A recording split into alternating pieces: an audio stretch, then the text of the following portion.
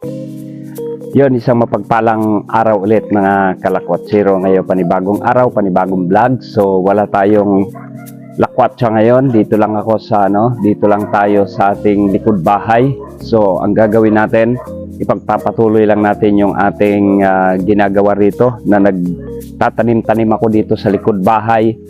So, kahapon, inumpisahan ko ng gardenin ito dahil tatamnan ko ng pichay habang may tanim tayo dito na milon. Ayan, ito yung ating milon na itinanim. Okay, so bali pangatlong araw ngayon ng aming milon, hindi pa siya tumutubo. So diligan ko siya ulit.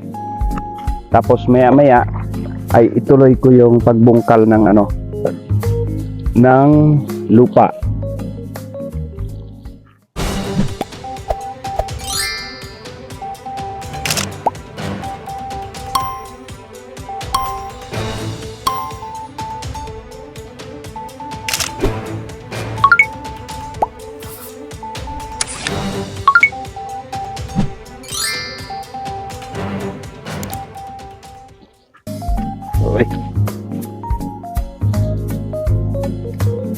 Ayan. Kahapon hindi ko nadiligan ito. So ngayon natin diligan.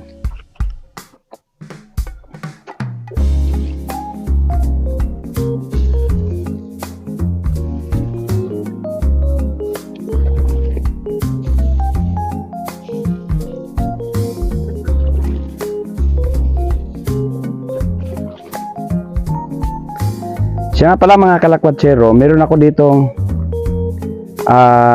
pinatubo rin na na milon. Ito yung tira doon. So itong mga tumubo na to, itanim natin ito ngayon doon sa sa tawag diyan. Kasi sayang may tumubo na eh. Teka. So dapat ginanito pala natin yung milon na ating itinanim para sigurado tayong tubo na. Kasi hindi lahat tumubo. Paano kung yung naitanim natin diyan na hindi tumubo? Ay di hulip tayo ngayon yan.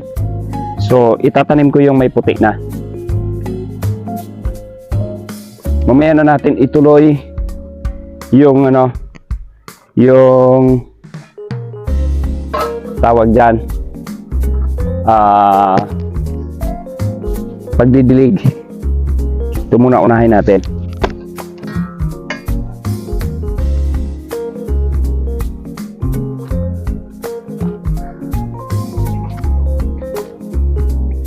Lagyan natin ng dalawang buto.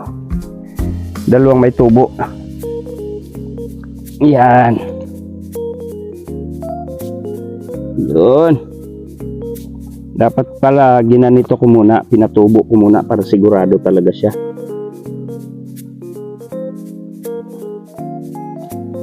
So, ilagay din natin yung panlanggam para hindi hakutin ng langgam. Kasi baka hakutin ng langgam.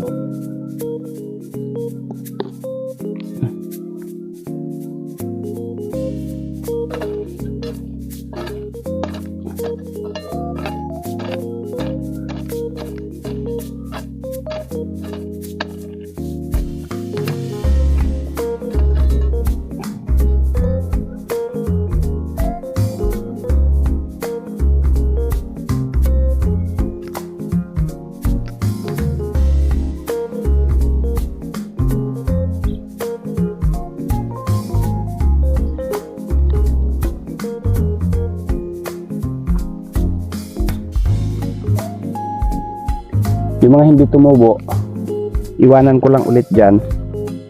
At ang itatanim ko ngayon, yung mga tumubo lang.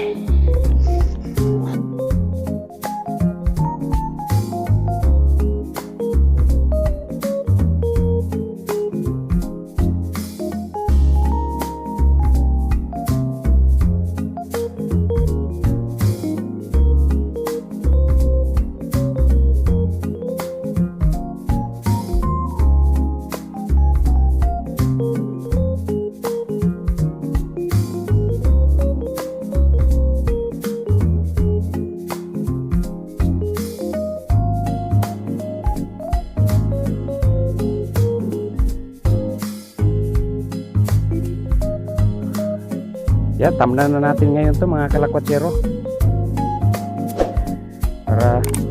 Parang excited na ako eh. Huwag na natin mamaya pang gabi. Ngayon na lang to. Excited na akong makita ang ating project dito.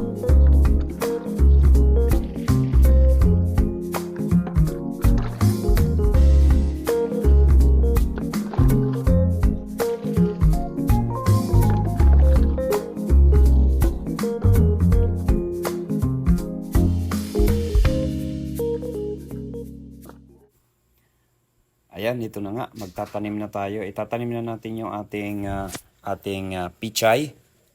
Yeah, budbud lang po to. Hindi na natin ipupunla, kundi diretso na po yan, budbud, para kapag ang purpose natin yan ay tuloy-tuloy na harvest, hindi yung one-time harvest. Pagkatapos ay tabunan lang natin ng dahon ng nyug para unang-una may mga manok kasi pumapasok dito para hindi agad kainin, and then hindi mainitan yung buto ng ating pichay. So, ayun.